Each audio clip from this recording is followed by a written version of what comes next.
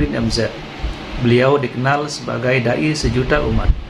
Berikut ini mari kita simak bersama isi tausiah dari guru kita almarhum Kiai Haji Zainuddin MZ. Selamat mendengarkan. Tapi pidato pelantikannya, berikan saya 100 peti mati, yang 99 akan saya pakai buat koruptor, yang 1 akan saya pakai sendiri kalau kamu lihat saya tidak benar. Luar biasa. Yang diperlukan sekarang ini keteladanan, hulama'uhum, sikap ngayomi, mencari jalan keluar, bukan memamerkan kekuasaan, memamerkan kekuatan, arogansi, menghormati perbedaan. Itu ciri demokrasi. Hadirin hadirat ma'asyiral muslimin yang saya cintai, ada sebuah cerita pendek. Seorang pengendara sepeda motor ditangkap oleh Pak Polisi, lalu diperiksa. Ini motor siapa? Pinjam Pak. Helm? Pinjam. SIM? Pinjam. Kata Pak Polisi, tidak boleh begini. Marah yang naik sepeda motor. Pak Polisi bagaimana? Kok tidak boleh? Yang punya saja bilang boleh.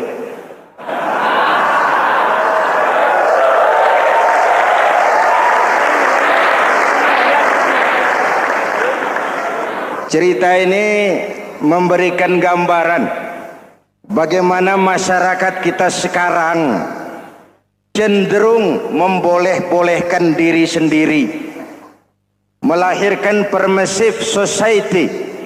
Masyarakat serba boleh dengan ukuran sakarepe dewe. Itu sebabnya agama diturunkan. Dalam contoh yang indah, Rasul memberikan gambaran bahwa Islam ini bagaikan sebuah bangunan yang komponen pokoknya 5. Bunyal Islamu ala khamsin. Islam dibangun di atas 5 komponen pokok. Jadi kalau Islam ini ibarat bangunan, unsur penunjang pokoknya itu 5. Mari kita analogkan Islam dengan bangunan. Kalau saudara akan membangun rumah, sebelum pasang tiang, pasang genteng, pasang jendela, apa yang lebih dulu dibangun? Fondasi.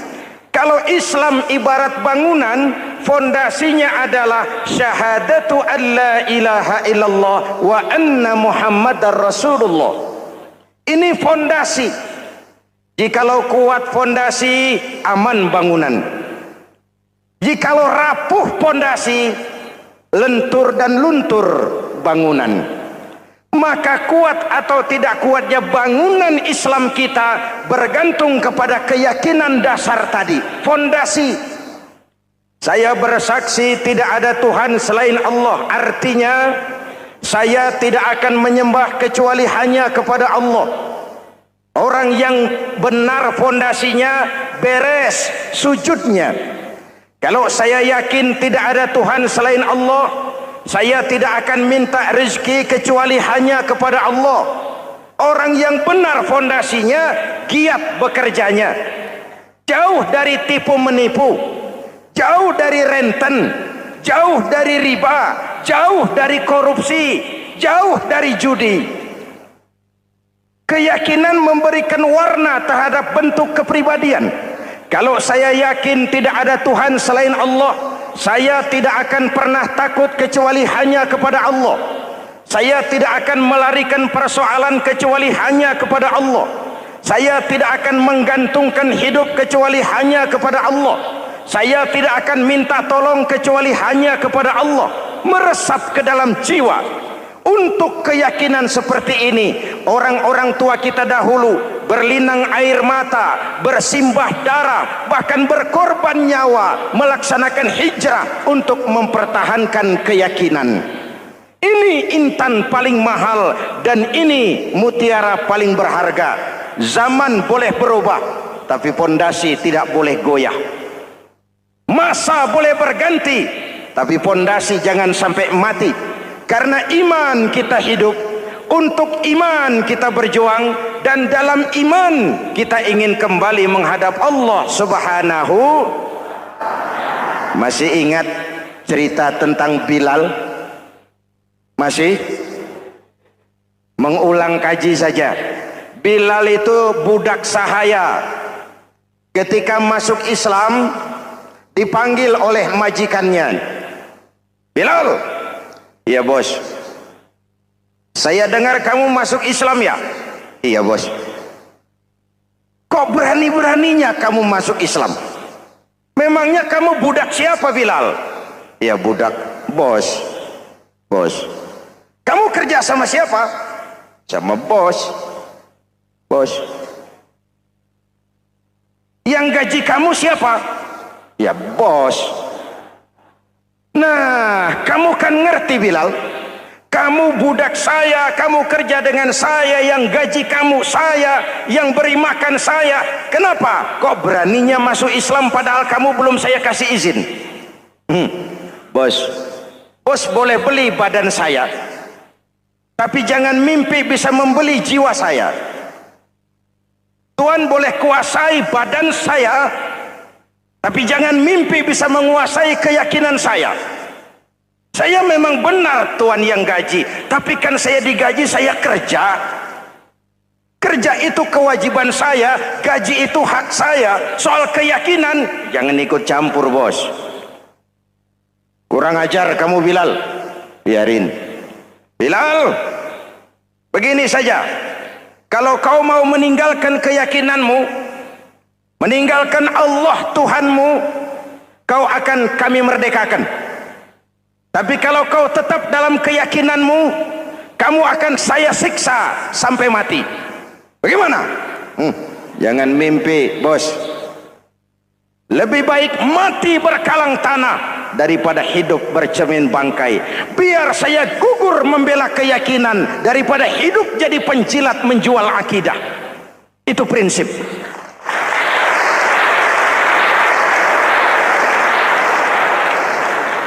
Gendeng kamu. Ayo siksa. Tangannya diikat, dihimpit dengan batu berat, dijemur dengan terik matahari padang pasir, terkelupas kulitnya, mengalir darah dari sekujur badannya, pecah bibirnya. Ayo Bilal, tetap bertuhan Allah dan kau akan mati di sini, atau kembali ke agama lama, kau jadi merdeka. Dari bibir yang pecah itu cuma keluar Allahu Ahad. Bilal budak badannya, merdeka jiwanya, maka namanya ditulis dengan tinta emas dalam sejarah. Kita zaman sekarang merdeka badan kita, tapi sering budak mental dan jiwa kita, maka sejarah tidak pernah mau mencatat kita.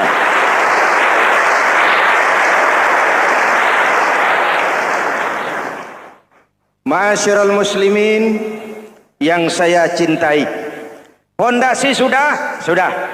Lalu apa lagi? Mulai memancangkan tiang.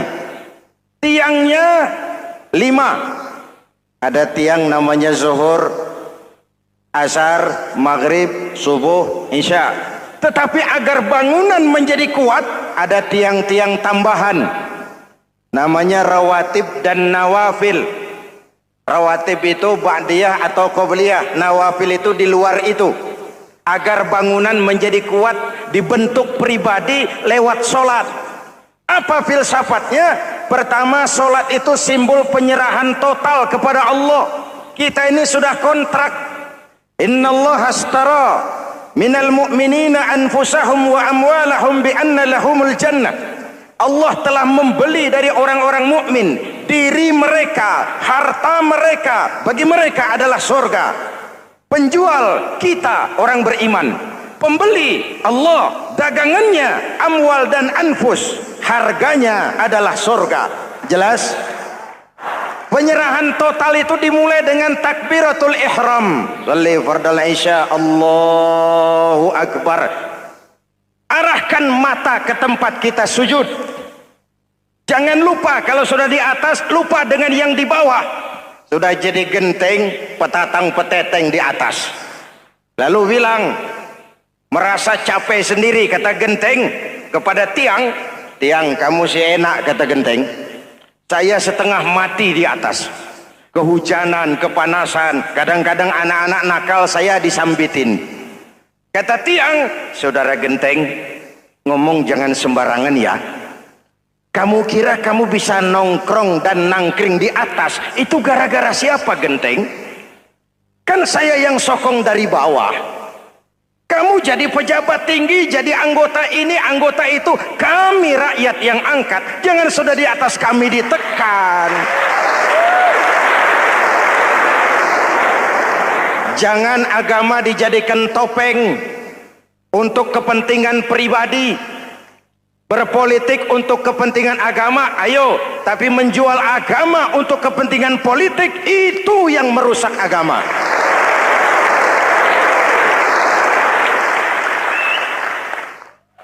Ini kan kita lagi prihatin sedang meluncur kasus Bulog Gate 2. Innalillahi wa inna ilaihi raji'un. Kita lihat sajalah para petinggi kita sekarang bagaimana menyikapi hukum. Sebab saya dengar ada bargaining. Orang takut teriak maling sapi karena DE maling wedus. Tidak berani teriak ada maling sapi karena dia maling kambing. Yang lain maling ayam, dikumpulin ternyata maling semua.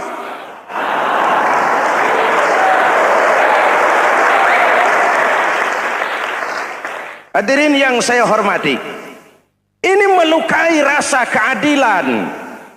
Oleh karena itu sholat mengajarkan kepada kita, dalam posisi berdiri, lihat tempat sujudmu. Jangan menteleng terus ke atas, lalu lupa dari mana kita berangkat.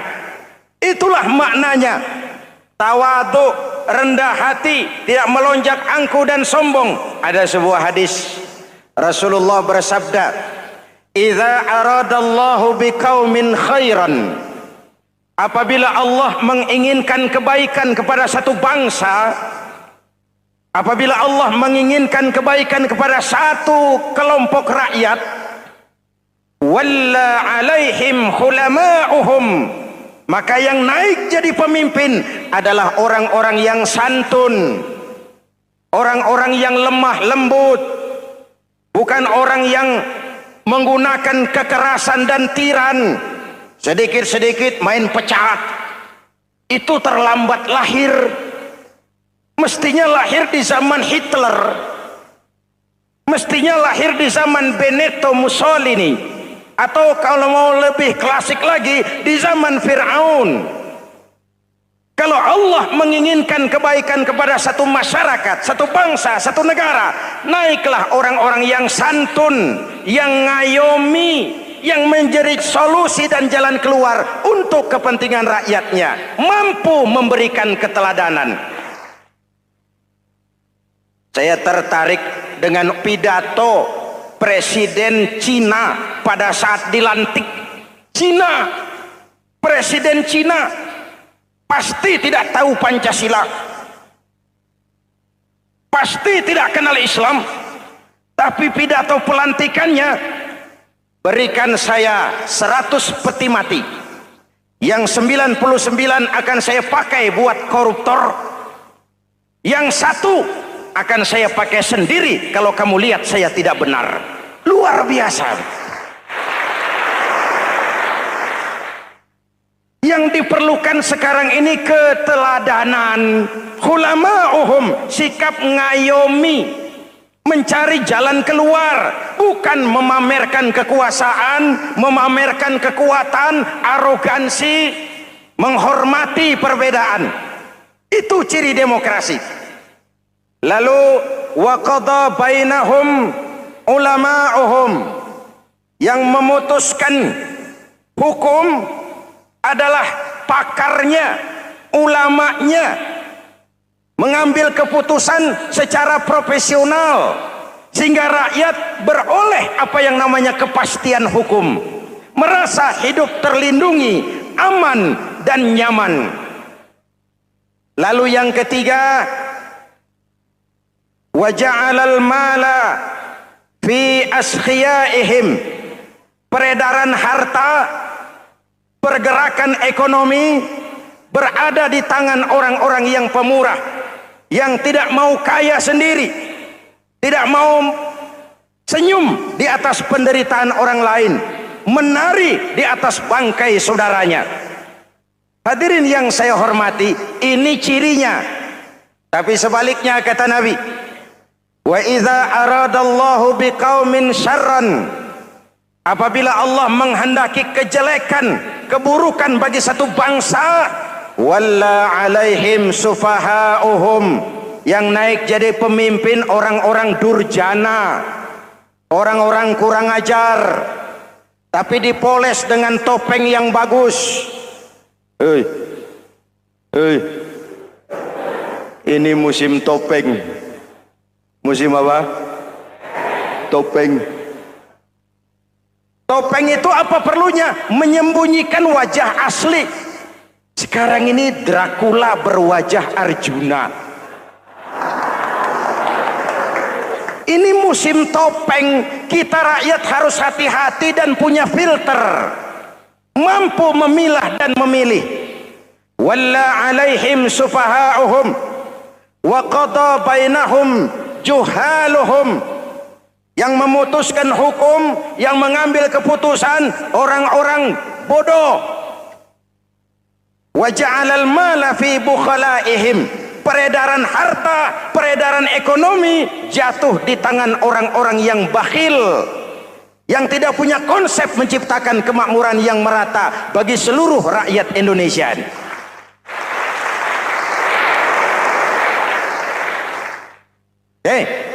Kita kembali kepada tiang. Ini kan lagi cerita tiang tadi ya. Kalau sedang berdiri, lihat tempat sujud, jangan menteleng terus ke atas. Terserang penyakit tamak bin rakus alias serakah. Nah, selesai. Anggota badan yang paling terhormat ini kepala. Ketika sujud, sama rendahnya dengan telapak kaki. Allahu Akbar, yang besar cuma Allah. Apa bedanya saya dengan saudara? Tidak ada, kecuali saya ngomong saudara dengerin. Kita sama-sama beribadah, sama-sama mencari nilai tambah di hadapan Allah. Apa saya lebih penting dari saudara? Belum tentu. Apa saya lebih hebat dari saudara? Belum tentu. Perasaan lebih penting, lebih hebat, lebih jago setan. Jelas? Ayo tundukkan kepala, dia sama rendahnya dengan telapak kaki kita. Yang besar cuma Allah. Allahu Akbar. Lalu diakhiri dengan menebarkan salam. Assalamualaikum warahmatullah. Assalamualaikum warahmatullah. Menebarkan salam, mewujudkan rasa aman, damai, bukan menimbulkan keresahan. Hadirin yang saya hormati, ini karakteristik kita. Selesai sholat, kembali ke masyarakat, ajaran salam diterjemahkan. Apa? Rasulullah sallallahu alaihi wasallam bersabda, "Ufsus salam, wasilul arham, wa at'imut ta'am, wa sallu bil laili wan nasu niyam, tadkhulul jannata bisalam." Pertama, ufsus salam, tebarkan salam. Tebarkan salam itu bukan cuma kalau ketemu orang assalamualaikum, assalamualaikum. Iya, itu zahirnya. Tetapi hidup di tengah masyarakat memberikan rasa aman, rasa damai, menjadi pengayom bagi lingkungan, menjadi rahmah bagi semesta. Dalam Islam jangankan manusia, binatang saja dilindungi kok. Betul? Betul? Coba kalau belajar istinja itu kan makruh buang air kecil di tanah yang berlubang. Kenapa? Pertama, melindungi binatang yang ada dalam lubang. Siapa tahu di lubang yang saudara kencingi ada semut sedang rapat. Membahas Buloget jilid 2. Apa dosanya lalu mati dikencingi? Ini namanya rahmatan lis semut. Binatang saja dilindungi.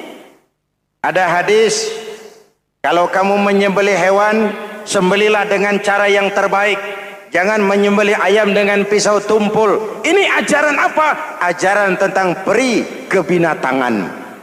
Rahmatan, memberikan rahmah, salam, keselamatan dan kedamaian kepada masyarakat lingkungan. Itu misi seorang muslim.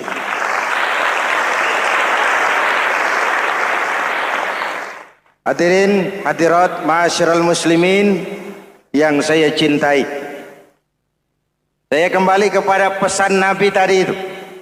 Pertama, ufsus salam, sebarkan salam.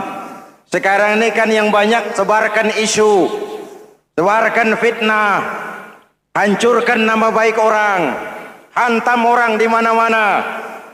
Padahal yang diajarkan ufsus salam, sebarkan perdamaian, bukan permusuhan. Cari kebenaran, bukan kemenangan. Lalu yang kedua, wasilul arham, sambungkan silaturahmi, tegakkan semangat kekeluargaan dan persaudaraan. Karena kita sudah diikat dengan tali akidah. Mari kita saling bertanya setelah lewat hari-hari yang dimana kita seperti saling berhadapan, seperti tercabut dari akar budaya kita sebagai bangsa. Semangat gotong royong, semangat kekeluargaan makin lentur dan luntur, dan perlu kita angkat kembali ke permukaan. Silul arham, sambungkan semangat silaturahmi. Wa at'imut ta'am, berikan makan orang-orang yang kelaparan. Mempunyai kepekaan dan kepedulian. Jangan menari di atas penderitaan orang, jangan tersenyum di atas isak tangis tetangga. At'imut ta'am, mempunyai kepedulian yang tinggi.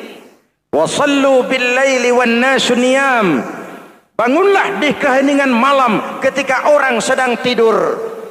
Istilah saya, kalau mau telepon Allah, jangan lupa nomor teleponnya itu 44342. Jumlahnya 17. Zuhur, asar, maghrib, isya, subuh 44342. Jangan ragu-ragu. Kalau angka cukup, telepon sambung. Kalau angka kurang, hati-hati salah sambung. Pak, mau sambung yang lebih cepat bagaimana? Bisa. Selain nomor itu, coba pakai sambungan langsung jarak jauh. Namanya SLJJ. Kapan? Tengah malam. Kenapa tengah malam? Lebih murah. Lebih murah.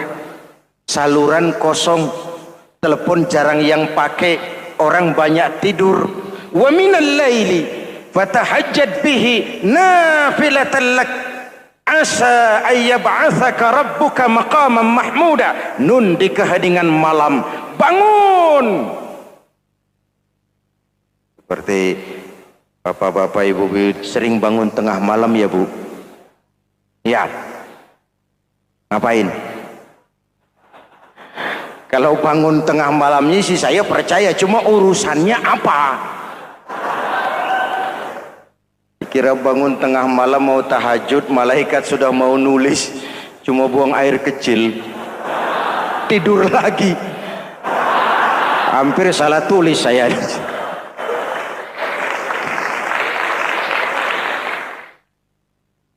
Baik, fondasi sudah Pak, tiang siap. Lalu apa lagi? Nah, rumah itu supaya ada batas, perlu pagar, dinding, tembok. Yang jadi batas, dinding, tembok, puasa.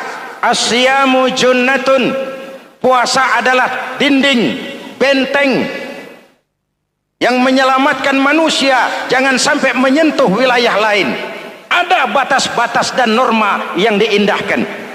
Selesai, tembok, dinding, selesai. Pagar, selesai. Lah rumah itu supaya bersih, kan harus ada kamar mandi, jendela, pintu, yang fungsinya membersihkan zakat. Kalau dia zakatul mal, dia bersihkan harta kita. Kalau dia zakatul fitrah, dia bersihkan jiwa kita. Kalau dia zakatul tijarah, dia bersihkan bisnis kita. Kalau dia zakatul ma'adin, dia bersihkan barang tambang kita. Karena itu dalam kitab-kitab fikih dikatakan zakat itu adalah harta yang tu'khazu min aghniyaihim wa turaddu ila fuqaraihim.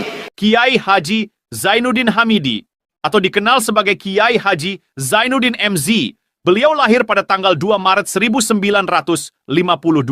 Kiai Haji Zainuddin MZ adalah seorang pemuka agama Islam di Indonesia yang populer melalui ceramahnya di radio dan televisi. Julukannya adalah Dai Berjuta Umat karena dakwahnya yang dapat menyentuh seluruh lapisan masyarakat. Dan ia pernah menjabat sebagai Ketua Umum Partai Bintang Reformasi, kemudian digantikan oleh Bursah Zarnubi. Kiai Haji Zainuddin MZ merupakan anak tunggal buah cinta pasangan Turmuzi dan Zainabun dari keluarga Betawi asli. Ayahnya yang pensiunan pegawai PLN adalah seorang yang taat beragama, sementara ibunya seorang ibu rumah tangga. Sejak umur 2 tahun, Kiai Haji Zainuddin MZ sudah ditinggal sang ayah. Untuk memenuhi kebutuhan hidupnya, sejak kecil Kiai Haji Zainuddin MZ sering membantu sang ibu untuk berjualan nasi uduk. Selama 6 tahun Kiai Haji Zainuddin MZ mengenyam pendidikan di bawah asuhan Kiai Haji Idham Chalid, ulama karismatik asal Kalimantan, sekaligus politisi ulung yang pernah menjabat sebagai Ketua MPR dan Ketua DPR pada periode 1971 sampai 1977. Kiai Haji Zainuddin MZ ini semakin dikenal masyarakat ketika ceramahnya mulai memasuki dunia rekaman. Kasetnya beredar bukan saja di seluruh pelosok Nusantara, tetapi juga ke beberapa negara Asia. Kiai Haji Zainuddin MZ pernah diangkat menjadi anggota Majelis Permusyawaratan Rakyat Republik Indonesia periode 1997 sampai 1999. Beliau pernah mengisi di suatu acara TV, seperti acara Tabligh Akbar Ramadan, Indosiar mulai dari tahun 2000 sampai tahun 2001. Acara TV pengantar sahur dan berbuka puasa, Indosiar, dari tahun 1999 sampai 2002. Dakwah puasa acara TV SCTV dari tahun 1991 sampai 2001. Kiai Haji Zainuddin MZ meninggal dunia pada 5 Juli 2011 dalam perjalanan menuju Rumah Sakit Pusat Pertamina karena serangan jantung dan gula darah. Ia meninggal setelah sarapan bersama keluarga di rumahnya Gandaria 1, Kebayoran Baru, Jakarta Selatan. Itulah biografi singkat dari beliau. Mari kita kirimkan Al-Fatihah untuk beliau, Kiai Haji Zainuddin MZ. Jikalau kuat fondasi, aman bangunan. Jikalau rapuh fondasi, lentur dan luntur bangunan. Maka kuat atau tidak kuatnya bangunan Islam kita bergantung kepada keyakinan dasar tadi, fondasi. Saya bersaksi tidak ada Tuhan selain Allah, artinya saya tidak akan menyembah kecuali hanya kepada Allah. Orang yang benar fondasinya beres sujudnya. Kalau saya yakin tidak ada Tuhan selain Allah, saya tidak akan minta rezeki kecuali hanya kepada Allah. Orang yang benar fondasinya, giat bekerjanya, jauh dari tipu menipu, jauh dari renten, jauh dari riba, jauh dari korupsi, jauh dari judi. Keyakinan memberikan warna terhadap bentuk kepribadian. Kalau saya yakin tidak ada Tuhan selain Allah, saya tidak akan pernah takut kecuali hanya kepada Allah. Saya tidak akan melarikan persoalan kecuali hanya kepada Allah. Saya tidak akan menggantungkan hidup kecuali hanya kepada Allah. Saya tidak akan minta tolong kecuali hanya kepada Allah. Meresap ke dalam jiwa. Untuk keyakinan seperti ini, orang-orang tua kita dahulu berlinang air mata, bersimbah darah, bahkan berkorban nyawa, melaksanakan hijrah untuk mempertahankan keyakinan. Ini intan paling mahal dan ini mutiara paling berharga. Zaman boleh berubah, tapi pondasi tidak boleh goyah. Masa boleh berganti, tapi pondasi jangan sampai mati. Karena iman kita hidup, untuk iman kita berjuang, dan dalam iman kita ingin kembali menghadap Allah Subhanahu. Masih ingat cerita tentang Bilal? Masih? Mengulang kaji saja. Bilal itu budak sahaya. Ketika masuk Islam, dipanggil oleh majikannya. Bilal, iya bos. Saya dengar kamu masuk Islam ya? Iya bos. Kok berani-beraninya kamu masuk Islam?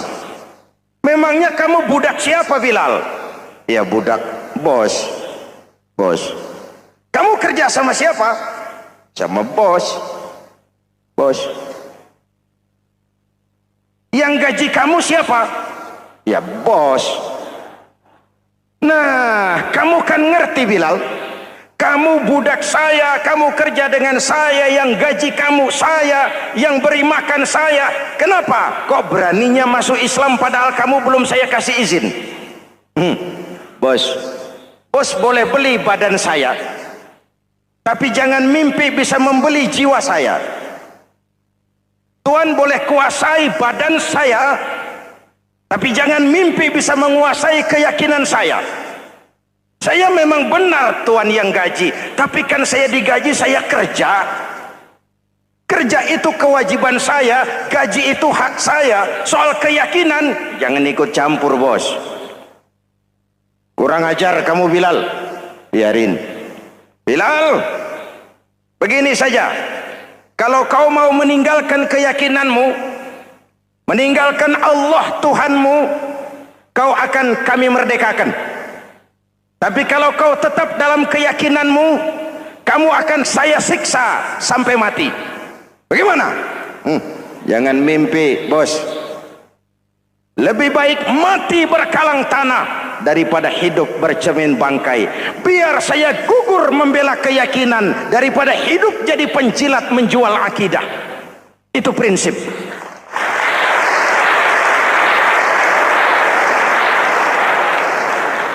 Gendeng kamu. Ayo, siksa. Tangannya diikat, dihimpit dengan batu berat, dijemur dengan terik matahari padang pasir, terkelupas kulitnya, mengalir darah dari sekujur badannya, pecah bibirnya.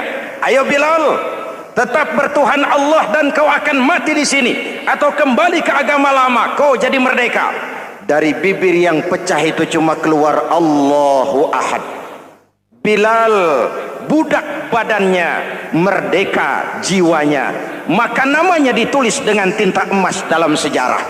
Kita zaman sekarang merdeka badan kita, tapi sering budak mental dan jiwa kita, maka sejarah tidak pernah mau mencatat kita.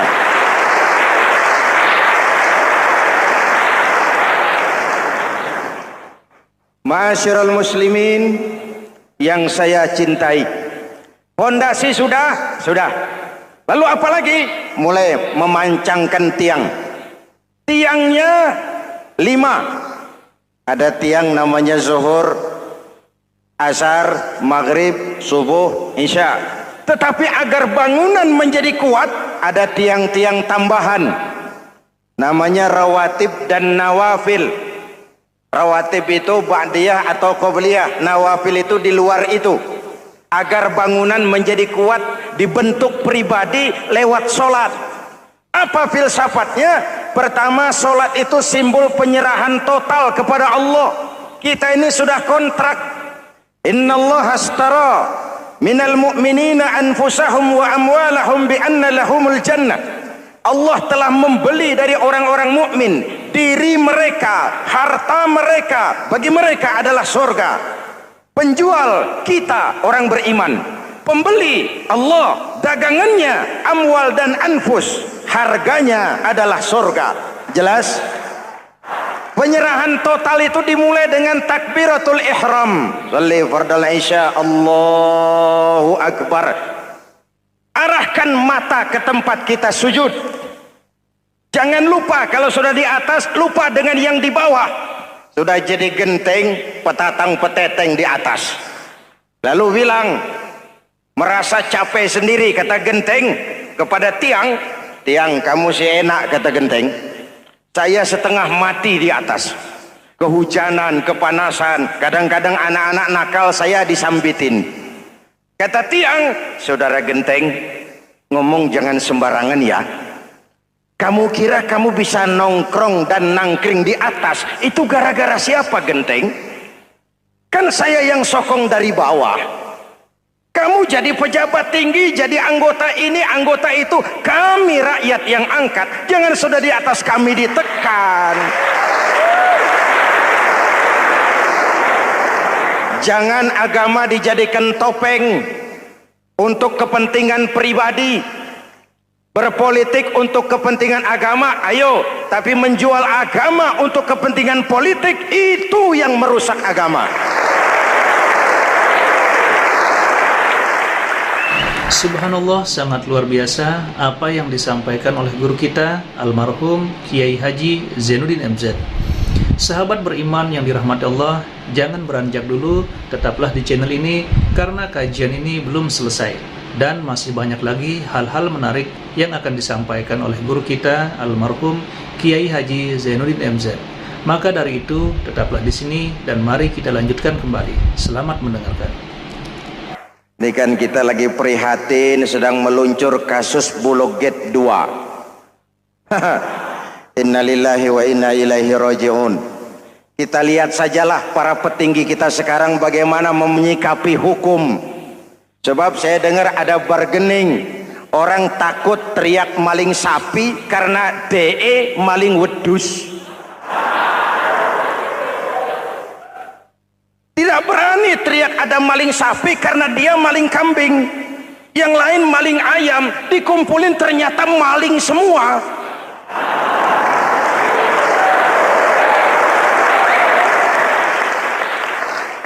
Hadirin yang saya hormati, ini melukai rasa keadilan. Oleh karena itu, sholat mengajarkan kepada kita dalam posisi berdiri, lihat tempat sujudmu. Jangan menteleng terus ke atas, lalu lupa dari mana kita berangkat. Itulah maknanya tawadhu, rendah hati, tidak melonjak angku dan sombong. Ada sebuah hadis Rasulullah bersabda, "Idza aradallahu biqaumin khairan."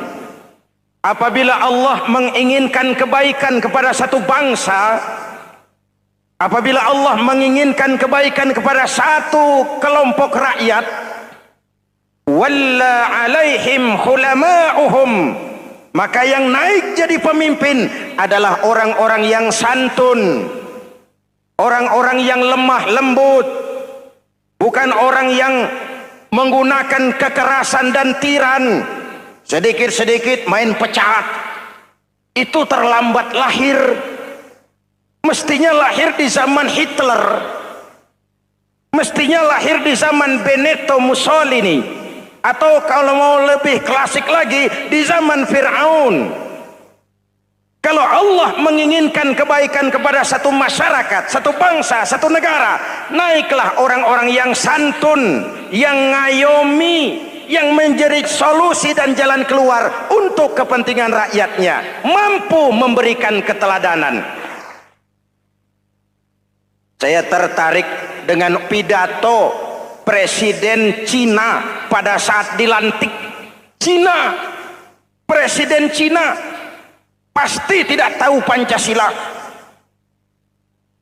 pasti tidak kenal Islam, tapi pidato pelantikannya, berikan saya 100 peti mati, yang 99 akan saya pakai buat koruptor, yang satu akan saya pakai sendiri kalau kamu lihat saya tidak benar. Luar biasa. Yang diperlukan sekarang ini keteladanan, khulama'uhum, sikap ngayomi, mencari jalan keluar, bukan memamerkan kekuasaan, memamerkan kekuatan, arogansi, diri demokrasi. Lalu waqadha bainahum ulama'uhum, yang memutuskan hukum adalah pakarnya, ulamanya, mengambil keputusan secara profesional sehingga rakyat beroleh apa yang namanya kepastian hukum, merasa hidup terlindungi, aman dan nyaman. Lalu yang ketiga, wa ja'alal mala fi askhiyaihim, peredaran harta, pergerakan ekonomi berada di tangan orang-orang yang pemurah, yang tidak mau kaya sendiri, tidak mau senyum di atas penderitaan orang lain, menari di atas bangkai saudaranya. Hadirin yang saya hormati, ini cirinya. Tapi sebaliknya kata Nabi, wa idza aradallahu biqaumin syarran, apabila Allah menghendaki kejelekan, keburukan bagi satu bangsa, walla alaihim sufahauhum, yang naik jadi pemimpin orang-orang durjana, orang-orang kurang ajar, tapi dipoles dengan topeng yang bagus.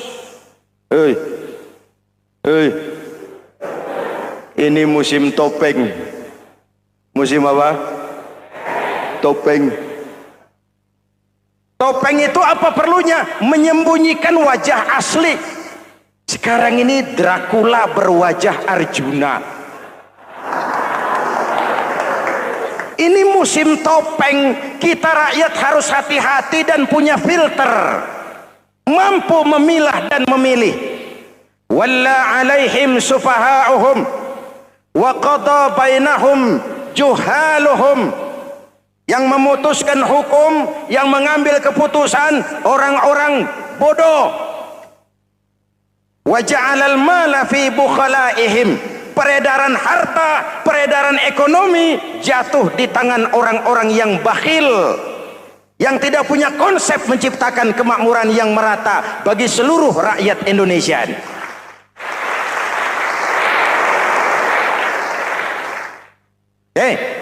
Kita kembali kepada tiang. Ini kan lagi cerita tiang tadi ya. Kalau sedang berdiri, lihat tempat sujud, jangan menteleng terus ke atas. Terserang penyakit tamak bin rakus alias serakah. Nah, selesai. Anggota badan yang paling terhormat ini kepala. Ketika sujud, sama rendahnya dengan telapak kaki. Allahu Akbar, yang besar cuma Allah. Apa bedanya saya dengan saudara? Tidak ada, kecuali saya ngomong saudara dengerin. Kita sama-sama beribadah, sama-sama mencari nilai tambah di hadapan Allah. Apa saya lebih penting dari saudara? Belum tentu. Apa saya lebih hebat dari saudara? Belum tentu. Perasaan lebih penting, lebih hebat, lebih jago setan. Jelas? Ayo tundukkan kepala, dia sama rendahnya dengan telapak kaki kita. Yang besar cuma Allah. Allahu Akbar. Lalu diakhiri dengan menebarkan salam. Assalamualaikum warahmatullah. Assalamualaikum warahmatullah. Menebarkan salam, mewujudkan rasa aman, damai, bukan menimbulkan keresahan. Hadirin yang saya hormati, ini karakteristik kita. Selesai sholat, kembali ke masyarakat, ajaran salam diterjemahkan. Apa? Rasulullah sallallahu alaihi wasallam bersabda, "Ufsus salam, wasilul arham, wa at'imut ta'am, wa sallu bil laili wan nasu niyam, tadkhulul jannata bisalam." Pertama, ufsus salam, tebarkan salam. Tebarkan salam itu bukan cuma kalau ketemu orang assalamualaikum, assalamualaikum. Iya, itu zahirnya. Tetapi hidup di tengah masyarakat memberikan rasa aman, rasa damai, menjadi pengayom bagi lingkungan, menjadi rahmah bagi semesta. Dalam Islam jangankan manusia, binatang saja dilindungi kok. Betul? Betul? Coba kalau belajar istinja itu kan makruh buang air kecil di tanah yang berlubang. Kenapa? Pertama, melindungi binatang yang ada dalam lubang. Siapa tahu di lubang yang saudara kencingi ada semut sedang rapat. Membahas Bologet jilid 2. Apa dosanya lalu mati dikencingi? Ini namanya rahmatan lis semut. Binatang saja dilindungi. Ada hadis, kalau kamu menyembelih hewan, sembelilah dengan cara yang terbaik. Jangan menyembelih ayam dengan pisau tumpul. Ini ajaran apa? Ajaran tentang peri kebinatangan. Rahmatan, memberikan rahmah. salam keselamatan dan kedamaian kepada masyarakat lingkungan. Itu misi seorang muslim.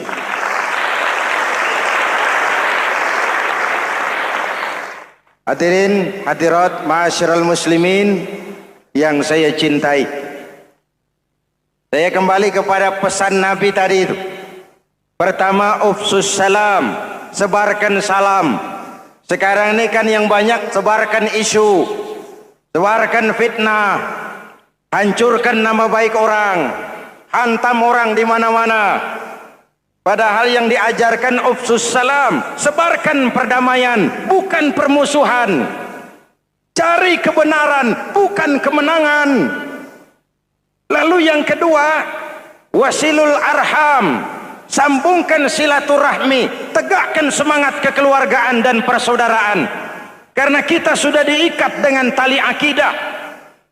Mari kita saling bertanya setelah lewat hari-hari yang dimana kita seperti saling berhadapan, seperti tercabut dari akar budaya kita sebagai bangsa.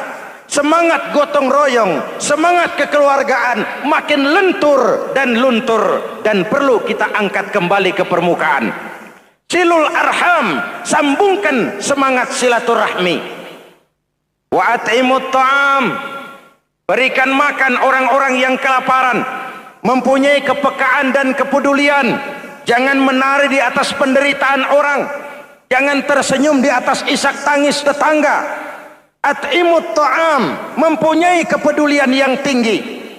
Wa sallu bil laili wan nasu niyam, bangunlah di keheningan malam ketika orang sedang tidur. Istilah saya, kalau mau telepon Allah, jangan lupa nomor teleponnya itu 44342. Jumlahnya 17. Zuhur, asar, maghrib, isya, subuh 44342. Jangan ragu-ragu, kalau angka cukup telepon sambung. Kalau angka kurang, hati-hati salah sambung. Pak, mau sambung yang lebih cepat bagaimana? Bisa, selain nomor itu, coba pakai sambungan langsung jarak jauh. Namanya SLJJ. Kapan? Tengah malam. Kenapa tengah malam? Lebih murah. Lebih murah. Saluran kosong, telepon jarang yang pakai, orang banyak tidur. Wa minal laili fatahajjad bihi nafilatan lak asa ayyab'atsaka rabbuka maqaman mahmuda. Nun di keheningan malam, bangun. Seperti bapak-bapak, ibu-ibu sering bangun tengah malam ya Bu? Ya. Ngapain? Kalau bangun tengah malamnya sih saya percaya, cuma urusannya apa? Kira bangun tengah malam mau tahajud, malaikat sudah mau nulis, cuma buang air kecil, tidur lagi. Hampir salah tulis saya.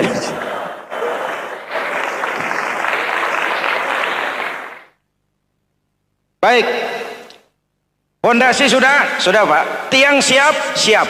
Lalu apa lagi? Nah, rumah itu supaya ada batas, perlu pagar, dinding, tembok.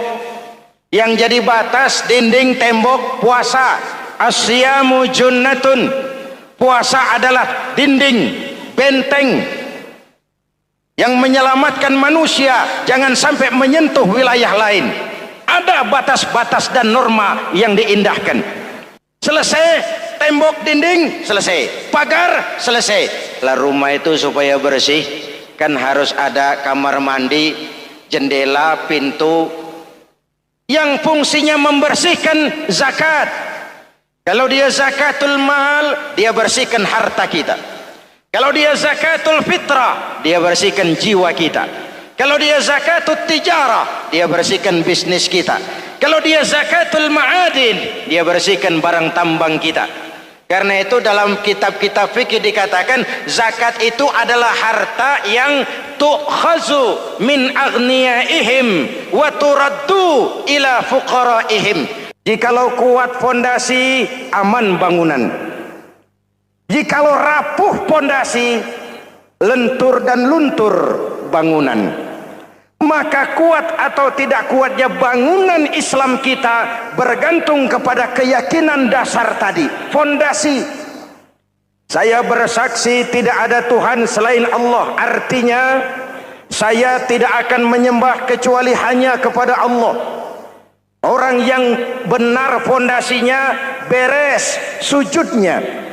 Kalau saya yakin tidak ada Tuhan selain Allah, saya tidak akan minta rezeki kecuali hanya kepada Allah. Orang yang benar fondasinya, giat bekerjanya, jauh dari tipu menipu, jauh dari renten, jauh dari riba, jauh dari korupsi, jauh dari judi. Keyakinan memberikan warna terhadap bentuk kepribadian. Kalau saya yakin tidak ada Tuhan selain Allah, saya tidak akan pernah takut kecuali hanya kepada Allah. Saya tidak akan melarikan persoalan kecuali hanya kepada Allah. Saya tidak akan menggantungkan hidup kecuali hanya kepada Allah. Saya tidak akan minta tolong kecuali hanya kepada Allah. Meresap ke dalam jiwa. Untuk keyakinan seperti ini, orang-orang tua kita dahulu berlinang air mata, bersimbah darah, bahkan berkorban nyawa, melaksanakan hijrah untuk mempertahankan keyakinan.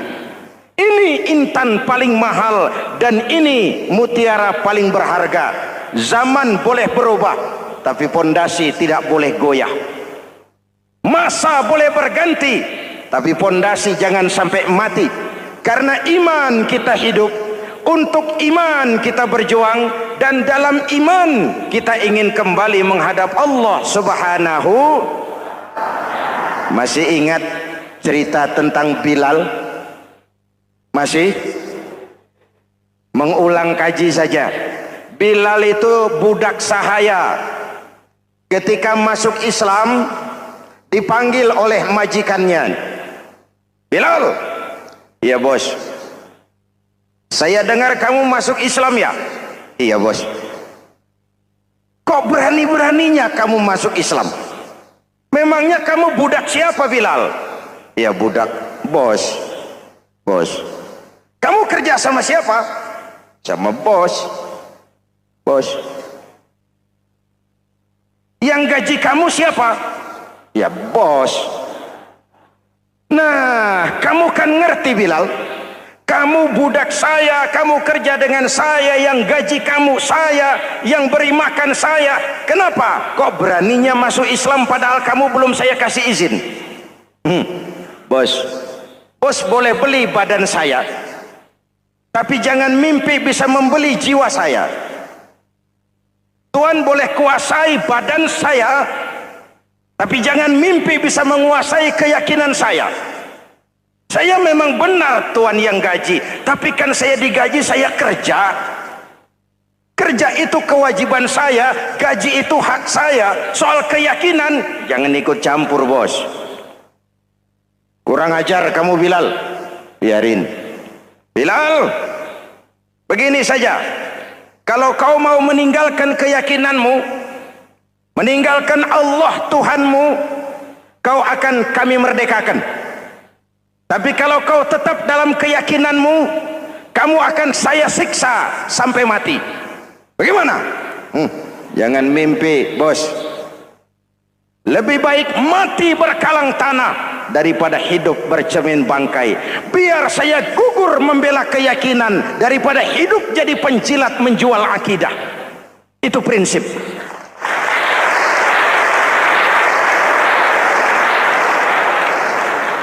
Gendeng kamu.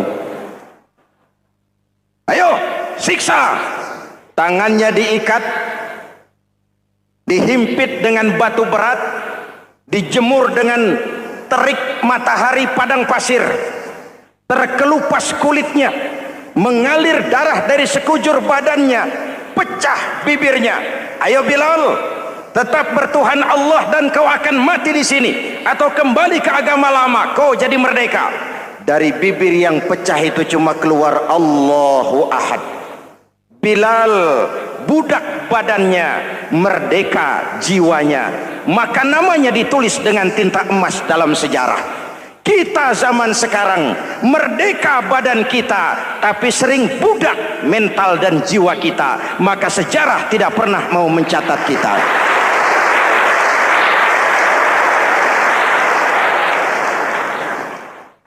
Ma'asyiral muslimin yang saya cintai, fondasi sudah. Lalu apa lagi? Mulai memancangkan tiang. Tiangnya 5. Ada tiang namanya zuhur, asar, maghrib, subuh, isya. Tetapi agar bangunan menjadi kuat, ada tiang-tiang tambahan. Namanya rawatib dan nawafil. Rawatib itu ba'diyah atau qobliyah. Nawafil itu di luar itu. Agar bangunan menjadi kuat, dibentuk pribadi lewat sholat. Apa filsafatnya? Pertama, sholat itu simbol penyerahan total kepada Allah. Kita ini sudah kontrak. Innallaha astara minal mu'minina anfusahum wa amwalahum bi anna lahumul jannah. Allah telah membeli dari orang-orang mukmin diri mereka, harta mereka, bagi mereka adalah surga. Penjual kita orang beriman, pembeli Allah, dagangannya amwal dan anfus, harganya adalah surga. Jelas?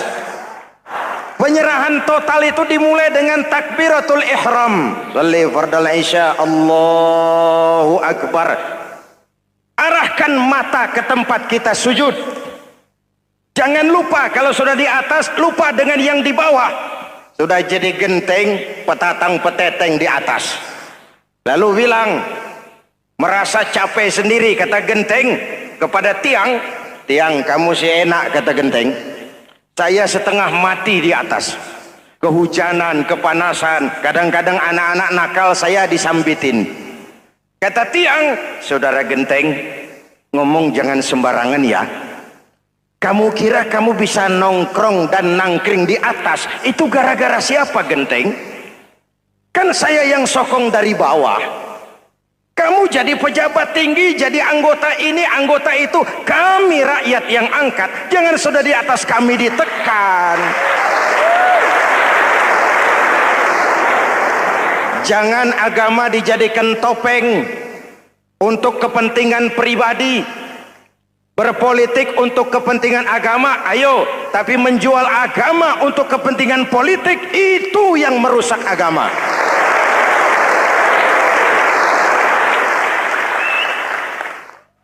Ini kan kita lagi prihatin sedang meluncur kasus Bulog Gate 2. Innalillahi wa inna ilaihi raji'un. Kita lihat sajalah para petinggi kita sekarang bagaimana menyikapi hukum.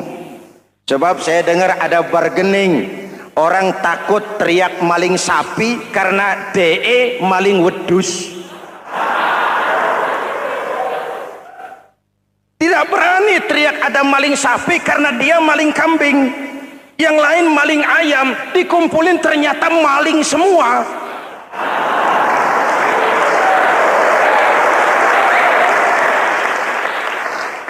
Hadirin yang saya hormati, ini melukai rasa keadilan. Oleh karena itu sholat mengajarkan kepada kita, dalam posisi berdiri, lihat tempat sujudmu.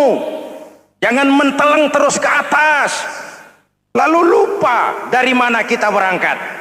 Itulah maknanya tawadhu, rendah hati, tidak melonjak angku dan sombong. Ada sebuah hadis Rasulullah bersabda, "Idza aradallahu biqaumin khairan." Apabila Allah menginginkan kebaikan kepada satu bangsa, apabila Allah menginginkan kebaikan kepada satu kelompok rakyat, walla alaihim khulama'uhum, maka yang naik jadi pemimpin adalah orang-orang yang santun, orang-orang yang lemah lembut, bukan orang yang menggunakan kekerasan dan tiran. Sedikit-sedikit main pecat, itu terlambat lahir. Mestinya lahir di zaman Hitler, mestinya lahir di zaman Benito Mussolini, atau kalau mau lebih klasik lagi di zaman Fir'aun. Kalau Allah menginginkan kebaikan kepada satu masyarakat, satu bangsa, satu negara, naiklah orang-orang yang santun, yang ngayomi, yang menjadi solusi dan jalan keluar untuk kepentingan rakyatnya, mampu memberikan keteladanan. Saya tertarik dengan pidato Presiden Cina pada saat dilantik. Cina, Presiden Cina pasti tidak tahu Pancasila, pasti tidak kenal Islam, tapi pidato pelantikannya, berikan saya 100 peti mati, yang 99 akan saya pakai buat koruptor, yang satu akan saya pakai sendiri kalau kamu lihat saya tidak benar. Luar biasa. Yang diperlukan sekarang ini keteladanan, hulama'uhum, sikap ngayomi, mencari jalan keluar, bukan memamerkan kekuasaan, memamerkan kekuatan, arogansi, menghormati perbedaan. Itu ciri demokrasi. Lalu wa qada bainahum ulama'uhum, yang memutuskan hukum adalah pakarnya, ulamanya, mengambil keputusan secara profesional sehingga rakyat beroleh apa yang namanya kepastian hukum, merasa hidup terlindungi, aman dan nyaman. Lalu yang ketiga, wa ja'alal mala fi askhiyaihim, peredaran harta, pergerakan ekonomi berada di tangan orang-orang yang pemurah, yang tidak mau kaya sendiri, tidak mau senyum di atas penderitaan orang lain, menari di atas bangkai saudaranya. Hadirin yang saya hormati, ini cirinya.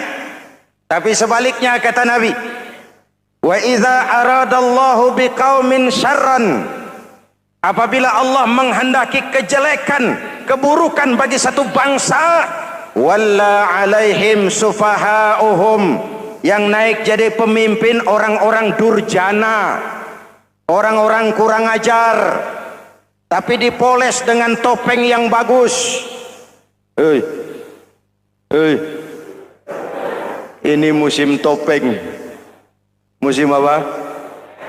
Topeng.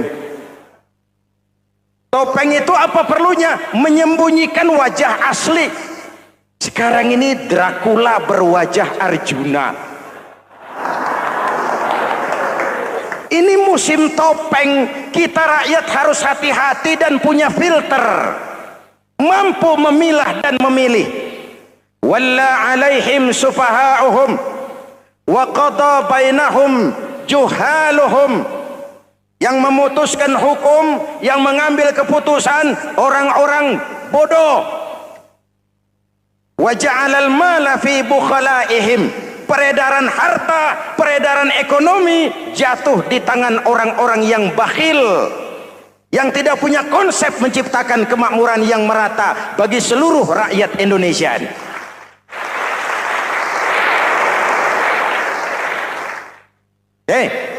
Kita kembali kepada tiang. Ini kan lagi cerita tiang tadi ya. Kalau sedang berdiri, lihat tempat sujud, jangan menteleng terus ke atas.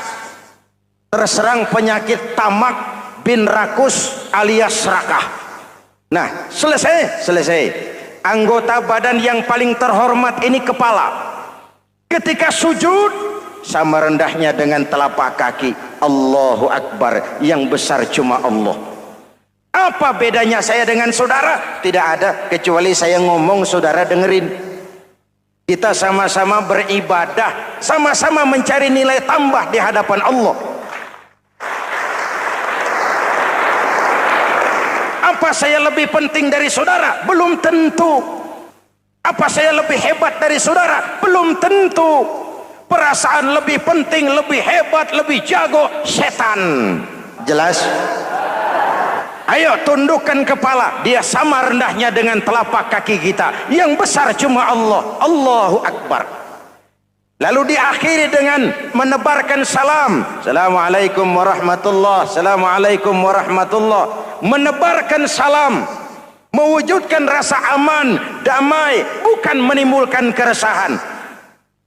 Hadirin yang saya hormati, ini karakteristik kita. Selesai sholat, kembali ke masyarakat, ajaran salam diterjemahkan.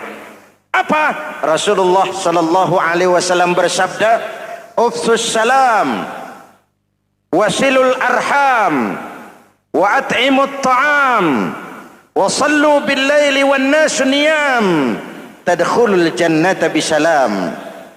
Pertama, ufsus salam, tebarkan salam. Tebarkan salam itu bukan cuma kalau ketemu orang, assalamualaikum, assalamualaikum. Iya, itu zahirnya. Tetapi hidup di tengah masyarakat memberikan rasa aman, rasa damai, menjadi pengayom bagi lingkungan, menjadi rahmah bagi semesta. Dalam Islam jangankan manusia, binatang saja dilindungi kok. Betul? Betul? Coba kalau belajar istinja itu kan makruh buang air kecil di tanah yang berlubang. Kenapa? Pertama, melindungi binatang yang ada dalam lubang. Siapa tahu di lubang yang saudara kencingi ada semut sedang rapat. Membahas Buloget jilid 2. Apa dosanya lalu mati dikencingi? Ini namanya rahmatan lis semut. Binatang saja dilindungi. Ada hadis, kalau kamu menyembelih hewan, sembelilah dengan cara yang terbaik. Jangan menyembelih ayam dengan pisau tumpul. Ini ajaran apa? Ajaran tentang peri kebinatangan. Rahmatan, memberikan rahmah, salam, keselamatan dan kedamaian kepada masyarakat lingkungan. Itu misi seorang muslim.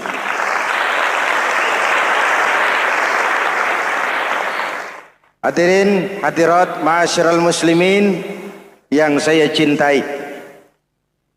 Saya kembali kepada pesan Nabi tadi itu. Pertama, ufsus salam, sebarkan salam. Sekarang ini kan yang banyak sebarkan isu, sebarkan fitnah, hancurkan nama baik orang, hantam orang di mana-mana. Padahal yang diajarkan ufsus salam, sebarkan perdamaian, bukan permusuhan. Cari kebenaran, bukan kemenangan. Lalu yang kedua, wasilul arham, sambungkan silaturahmi, tegakkan semangat kekeluargaan dan persaudaraan. Karena kita sudah diikat dengan tali akidah. Mari kita saling bertanya setelah lewat hari-hari yang dimana kita seperti saling berhadapan, seperti tercabut dari akar budaya kita sebagai bangsa. Semangat gotong royong, semangat kekeluargaan makin lentur dan luntur, dan perlu kita angkat kembali ke permukaan. Silul arham, sambungkan semangat silaturahmi. Wa at'imut ta'am, berikan makan orang-orang yang kelaparan, mempunyai kepekaan dan kepedulian. Jangan menari di atas penderitaan orang, jangan tersenyum di atas isak tangis tetangga. At'imut ta'am, mempunyai kepedulian yang tinggi. Wa sallu bil laili wan nasu niyam, bangunlah di keheningan malam ketika orang sedang tidur. Istilah saya, kalau mau telepon Allah, jangan lupa nomor teleponnya itu 44342. Jumlahnya 17. Zuhur, asar, maghrib, isya, subuh 44342. Jangan ragu-ragu, kalau angka cukup telepon sambung. Kalau angka kurang, hati-hati salah sambung. Pak, mau sambung yang lebih cepat bagaimana? Bisa, selain nomor itu, coba pakai sambungan langsung jarak jauh. Namanya SLJJ. Kapan? Tengah malam. Kenapa tengah malam? Lebih murah. Lebih murah. Saluran kosong, telepon jarang yang pakai, orang banyak tidur. Wa minal laili fatahajjad bihi nafilatan lak asa ayyab'atsaka rabbuka maqaman mahmuda. Nun di keheningan malam, bangun. Seperti bapak-bapak, ibu-ibu sering bangun tengah malam ya Bu? Ya. Ngapain? Kalau bangun tengah malamnya sih saya percaya, cuma urusannya apa? Kira bangun tengah malam mau tahajud, malaikat sudah mau nulis, cuma buang air kecil, tidur lagi. Hampir salah tulis saya.